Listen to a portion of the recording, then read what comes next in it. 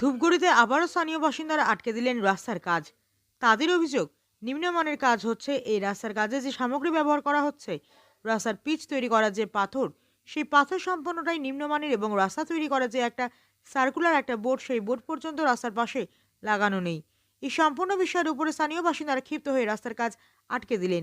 ঘটনাটি ঘটেছে ধূপগুড়ি সাঁকোজোড়া টু দক্ষিণ গোসাইরহাট গিলান্ডি ব্রিজ সংলগ্ন এলাকায়।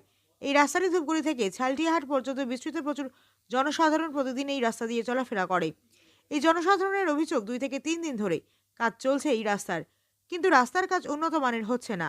তৈরি করা রাস্তা থেকে পিচ পাথর উঠে যাচ্ছে।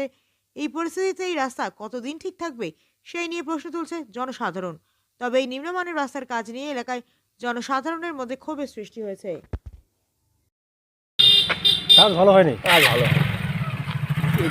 কি চাইছেন? রাস্তাটা ভালো চাই আর রাস্তাটা ভালো চাই। এই রাস্তা থাকলে মোটামুটি কতদিন টিকবে? কতদিনে তো 2-3 মাসের মধ্যে এগুলো উঠি করা দেবে। এই রাস্তাটা কোথা থেকে কোথায় যাচ্ছে? রাস্তাটা তো ঝালদিয়ার থেকে তো ধূপগুড়ি যাবে। এটা কোন এলাকা? এটা তো দক্ষিণ দক্ষিণ গোসাইরহাট। আপনার নাম? আমার নাম বিমল কুমার রায়। আমার নাম সমীর রায়। আপনি কি পদে রয়েছেন পঞ্চায়েত? আমি এই গ্রাম পঞ্চায়েতের সদস্য। তো আপনার এলাকায় আজকে কাজ আটকে দিয়েছে, কি কারণে কাজ আটকেছে স্থানীয় বাসিন্দারা? কাজটা শুধু আজকে আটকায়নি, কাজটা কালকেই আটকাইছে পাবলিক। আমার কাছে খবর যায়, আমি এসে দেখি। তো কাজটা খুব নিম্নমানের কাজ হচ্ছে, সে কারণে পাবলিক আটকাইছে। আচ্ছা, এই কাজটা যখন শুরু হয়েছে তখন কোনো বোর্ড দিয়েছে কত টাকার কাজ? না, সেরকম কোনো বোর্ড আমাদের এদিকে নেই।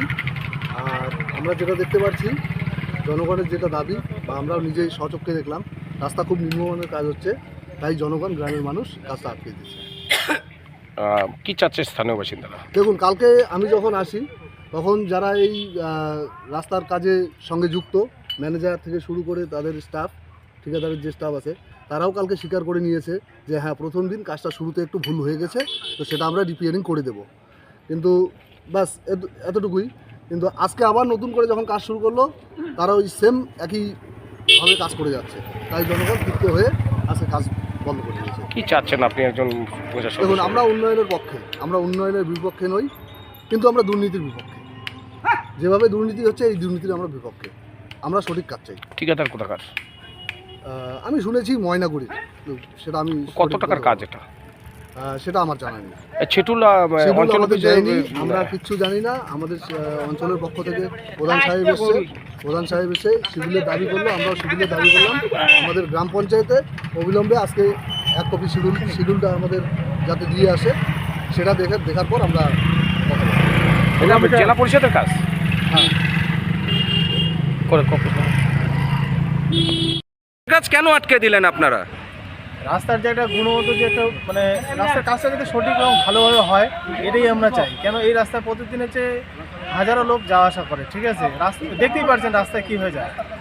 সেই দিক থেকে আমি মনে করি রাস্তাটা যাতে সঠিকভাবে হয়, এটাই আমাদের দাবি, আর কিছু দাবি। আচ্ছা, কতদিন থেকে চলছে এই কাজ? এই কাজ আমার চোখে দেখে 2 মাস থেকে চলতেছে, কিন্তু পূজার আগে রাস্তা ভাঙার পর পাথর বিছানা দেওয়ার পর চলে গেছে, আর রিসেন্টলি আবার শুরু করছে।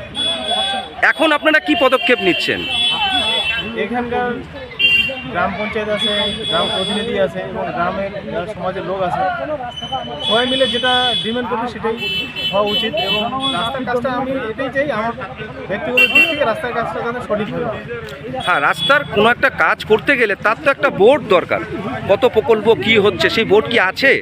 বোর্ড প্লাস শিডিউল কোনো কিছুই নেই। যে কন্টেন্টটা আছে সেই কন্টেন্টটা নেই, কোনো কিছু পাবলিক দেখবে কত টাকার স্ক্রিন এবং কী পরিমাণে কাজ হবে, কাজের যে একটা শিডিউল সেটা তো দেখতে পাচ্ছে। আপনার নাম? আমার নাম দিনেশ রায়। আচ্ছা, এটা কোন অঞ্চল? এটা সাঁকোজোড়া টু দক্ষিণ গোসাইরহাট। এই রাস্তাটা কোথা থেকে কোথায় যাচ্ছে? ধূপগুড়ি থেকে, ধূপগুড়ি রায়পাড়া 2 নম্বর ওয়ার্ড থেকে ঘাটিয়া অবধি যাচ্ছে। ঘাটিয়া তেলিপাড়া হয়ে একদম খগেনহাট হয়ে বেরিয়ে যাচ্ছে। তাহলে তো প্রচুর জনসাধারণ যাতায়াত করে। প্রচুর মানে প্রচুর, দেখতেই পাচ্ছি।